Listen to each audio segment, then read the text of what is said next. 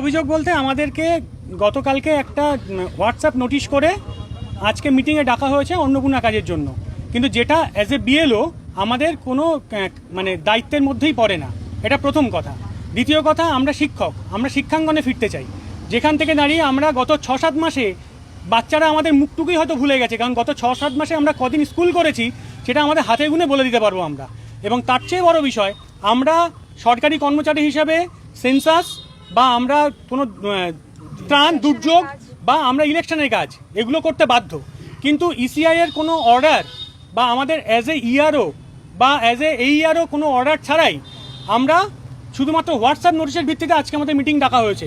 এবং যেখান থেকে দাঁড়িয়ে গতকাল অনেককে চুপি চুপি ফোন করে তাদেরকে ডেকে নিয়ে গায়ে মাথায় হাত বুলিয়ে তাদেরকে মানে ফর্ম, অন্নপূর্ণা ভাণ্ডারে ফর্ম ধরিয়ে দেওয়া হয়েছে। যে জায়গা থেকে দাঁড়িয়ে এই কাজটা করতে আমরা বাধ্য নই। অন্নপূর্ণা যোজনার জন্য যদি মানুষ সেই টাকাটা না পায় তাহলে আমাদের পিঠের চামড়া থাকবে না, কারণ আমরা লোকাল। বিএলওর ঘাড়ে বন্দুক রেখে প্রশাসনিক দায়িত্ব দিয়ে আমাদেরকে মানে আমাদের উপরে চাপিয়ে দেওয়া হচ্ছে জোর করে, অথচ আমাদের যেটা মূল কাজ আমরা সেখান থেকে দূরে সরে যাচ্ছি। অন্নপূর্ণা ভাণ্ডারের এরকম কোনো গাইডলাইনের পার্ট আমরা হতে পারি না আইনত, এবং আমরা স্কুলে ফিরতে চাই, এটাই আমাদের মূল দাবি। যার জন্য আমরা আজকে আমাদের যে মিটিংটা ছিল, মিটিংয়ে ডাকা হয়েছিল হোয়াটসঅ্যাপে ছোট একটা মেসেজের মাধ্যমে আমরা সেটাকে বয়কট করছি। আমার নাম শুভঙ্কর ঠাকুর, বিএলও। আমরা বিক্ষোভ দেখাচ্ছি, আমরা শিক্ষক।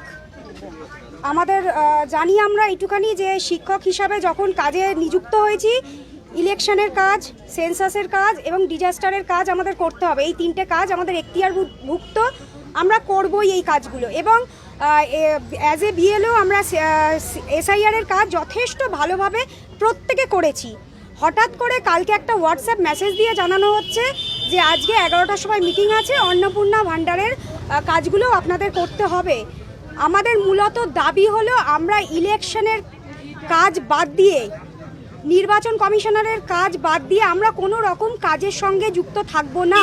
এটা হচ্ছে এসআইআরের কাজ করতে গিয়ে আমরা যতটা সমস্যার সম্মুখীন হয়েছিলাম, এবার শোনা যাচ্ছে যে 12 পৃষ্ঠার একটা ফর্ম অন্নপূর্ণা যোজনার জন্য পূরণ করতে হবে, এবং সেটা তো মনে হচ্ছে আরও যথেষ্ট কঠিন, যথেষ্ট কঠিন। 12 পৃষ্ঠার ফর্ম মানে একেবারে নারী নক্ষত্র বার করে দিতে হবে একটা পরিবার থেকে।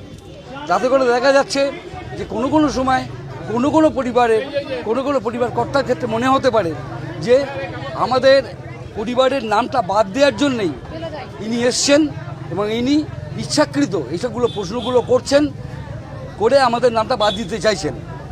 এবং এই বিএলও হিসাবে আমার যে নামটা বাদ গেছে, আমাদের বাড়ির যে পরিবারের নামটা বাদ গেছে, যদি বাদ যাবে নিশ্চিত, ম্যাক্সিমাম নাম বাদ যাবে লক্ষ্মীর ভাণ্ডার যারা পায় অন্নপূর্ণা যোজনার ক্ষেত্রে, তাতে করে সেই চাপটা পড়বে বিএলওদের ঘাড়ে, পরিষ্কার বোঝা যাচ্ছে।